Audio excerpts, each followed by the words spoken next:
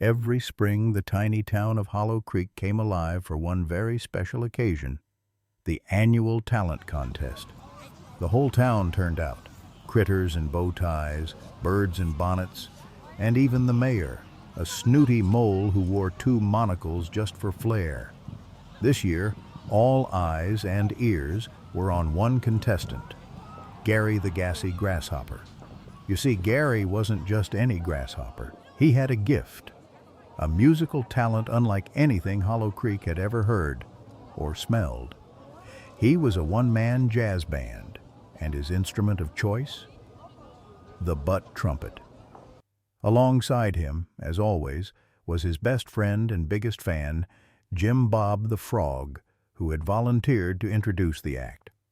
"Ladies, gents, and woodland friends," Jim Bob croaked from the stage, "prepare your hearts and possibly your nostrils for the one, the only, the flatulent phenomenon. Gary the Gassy Grasshopper, one-man jazz band." The crowd leaned in. Gary stepped into the spotlight, a dapper little fellow with a fedora tilted just so. He tapped his back legs together to get the rhythm going. From a tiny speaker behind him came a jazzy backing track. Then, the show began. Each toot from Gary's behind was perfectly timed, melodic, and oddly funky. A soft, staccato riff here, a wailing solo there. His wings flared dramatically as he spun in circles, adding flair to each bold blast. The butt trumpet was in full swing. Jim Bob joined in, clapping along like a proud stage mom while tossing glitter into the air. "Let's go, Gary! Hit that high B flat!"